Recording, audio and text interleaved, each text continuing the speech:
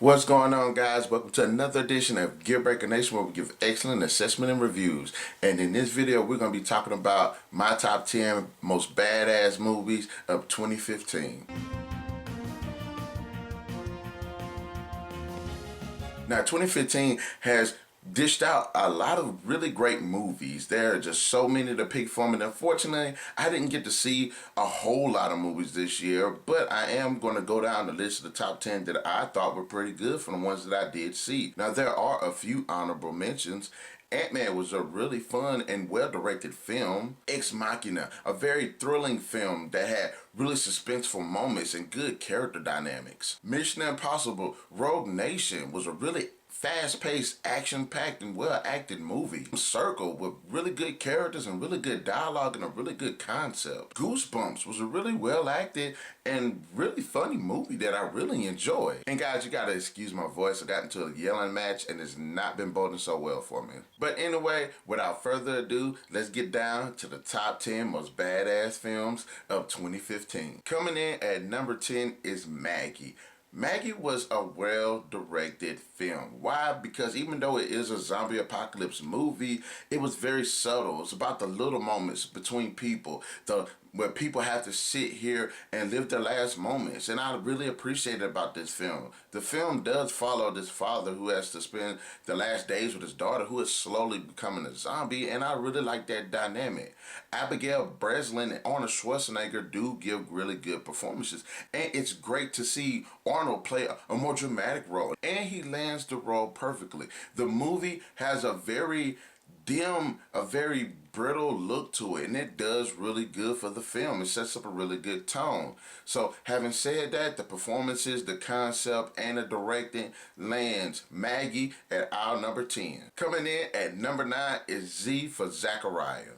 Now, I was a fan of the book. I really enjoyed the novel that the film is based off of. Although it doesn't follow the novel 100%, it does a great job of what it presents. The performances are really good. I was really surprised that Margot Robbie, who I had never seen before in any movie, and she does a really good job. I like Chiwetel Ejiofor, and I loved Chris Pine. I thought all the performances was good. Also beautifully shot and well paced. There was a lot of talented directing when it came to this film, along with the great performances, along with the beautiful wide shots of the landscape, along with a really subtle story that focuses on characters. In my personal opinion, one of the best novel adapted films, and it definitely deserves number 9 on our list. Coming in at number 8, of course, is Straight Outta Compton.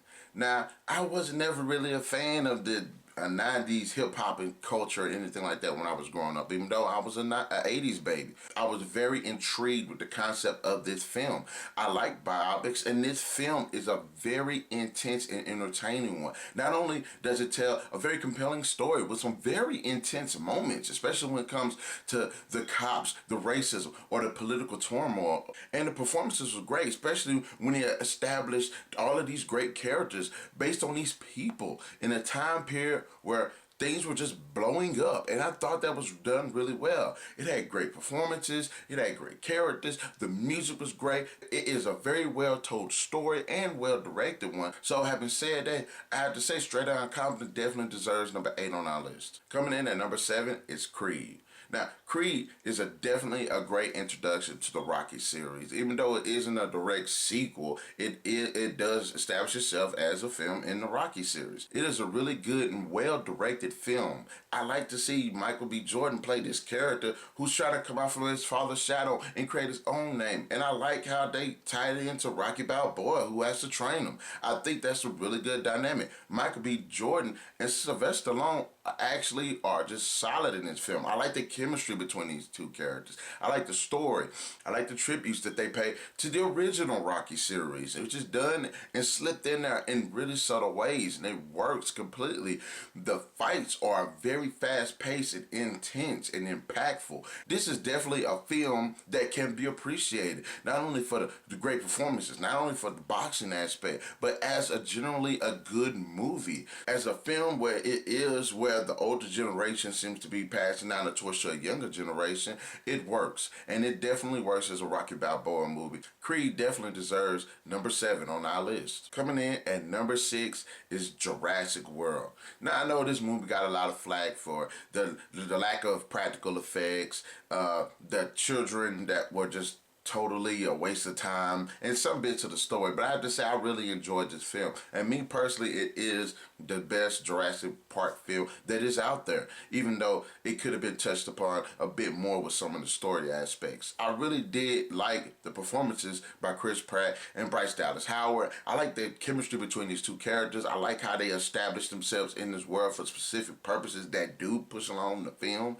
but also because of the characters themselves. I really did like that aspect. I love the visual effects, especially how we have these great wide shots of the land. And also, I love the fact that we see a fully functional park. It is done so well. I like the way that they introduced the more scientific aspects of it, where we have the gene splicing, the new hybrids that they created, which leads me to say the Indominus Rex was easily one of the best aspects of this film. It was terrifying. It was really cool. It was really menacing. And as an antagonist, it actually worked. The action sequences are freaking phenomenal. I love the fast-paced epic feel to it, the suspenseful moments, the dark moments. This movie does it well. That's what places Jurassic World as number 6. Coming in at number 5, Mad Max Fury Road. Now, I've been a fan of the whole Mad Max series since I was a kid, and I'm glad to see that they rebooted it, bringing fresh new characters, fresh new ideas. Very fast-paced movie.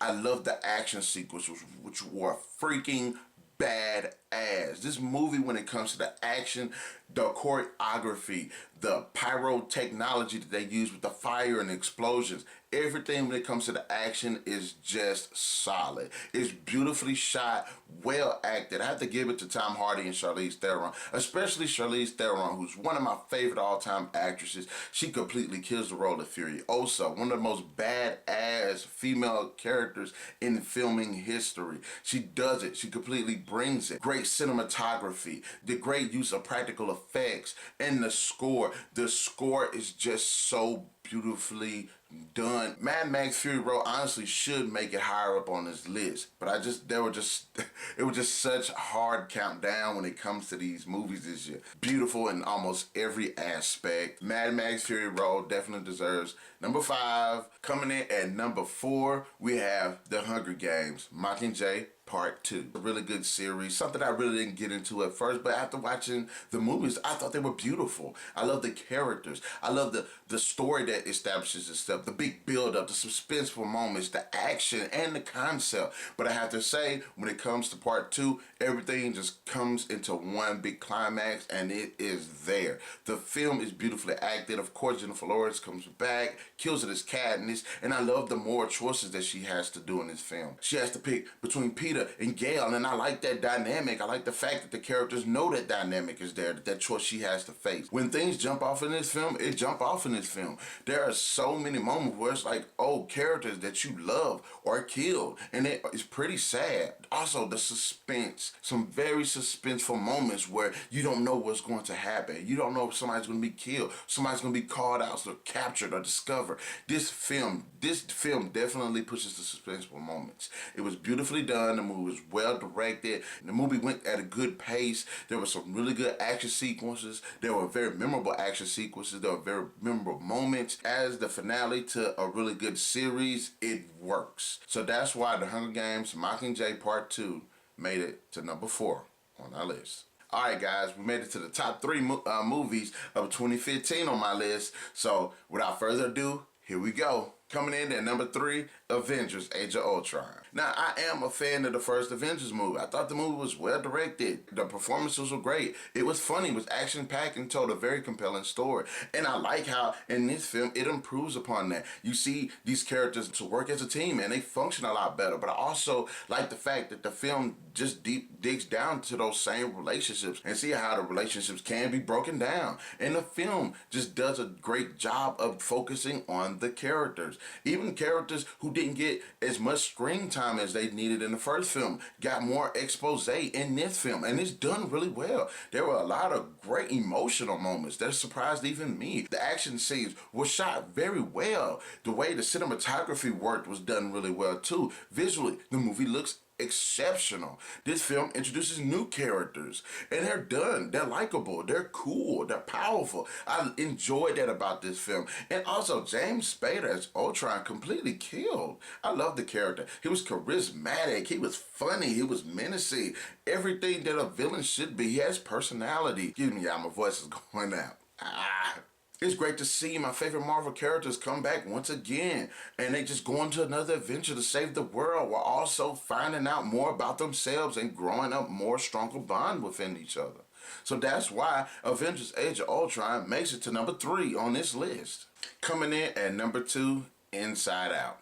Now, as an animated movie, this movie is just beautifully shot. If there's one thing I could sit there and say is beautiful, this film is just a beautiful film to just look at, to admire. The characters and the concept are really good. Inside Out does tell a very compelling story, and I like the concept. What we have to see, we can sit here and see this world that's going inside this little girl's head. I love the fact that we can see these personifications, and we see how they are individual characters and how they have to interact with each other, also with certain situations. And this film does a great job of just exploring that concept. It is just beautiful on so many levels. Not only are the characters great, the concept of how a person's thoughts and memories is built up into this fully functional world that is just amazing. It's such a beautifully shot movie. It would definitely appeal to little kids. It would definitely appeal to adults. It would definitely appeal to teenagers. It's just an all-around great film. It's funny, it's great, emotional, well, it's so subtle. The visual effects are just crazy. I couldn't help but just be so enamored with these characters. I thought they were great. I loved their dynamic. I loved the way they came in certain situations, and I like how the film shows how they would come in certain situations depending on the personality. That's the reason why Inside Out made it to number 2 on our list. And down to number 1, and of course, that being Star Wars Episode 7, The Force Awakens. I have to say this movie was completely badass on so many levels, but I have to sit here and give it mostly to the characters. Rey, Finn, and Kylo Ren are new additions to the Star Wars mythos, and they are so freaking cool. I love Daisy Ridley, I love John Boyega, and I thought Adam Driver completely killed the characters. They were really good, and I'm glad to see that they did pay homage to some of the older films while introducing so many new concepts. We have some of the older characters, and they're fantastic. Harrison Ford come back as Han Solo, and the dude completely kills. He's funny, charismatic, he's tough. It is funny watching him and the dynamic between him and Chewbacca. I like the fact that Carrie Fisher comes back as Leia, and she's completely badass. Then we can see that Solo and Leia have this history together, and it's kind of dark, and I'm glad that they give so much exposition to that into this film. The action sequences are so fantastic. This film is fast paced. The musical score is beautiful. Visually, the movie is stunning, and I'm glad to see that they just brought so much to this film, and it's done so well. I had to go see this movie twice because it was so good, and I was even debating about seeing it a third time. Brings Star Wars back to its roots, but also bringing out some fresh new ideas and fresh new characters. Star Wars Episode 7, The Force Awakens definitely is my most badass film of 2015. Now, even though I came up with this top 10 list, these are films that I've seen, but I know some of these films I have not reviewed, but I will get the chance to review them and try to be more on point when it comes to 2016. So guys, in the comment section below, you've seen my top 10. Let me know what your top 10 films is. And do you agree with some of the films that I put on this list? I just really want to see people's personal opinions on this. Guys, get ready for my top worst films of the year. Once again, I didn't see every film, so the list is a bit limited. Anyway, guys, to the next edition of GEARBreakerNation, keep those gears turning.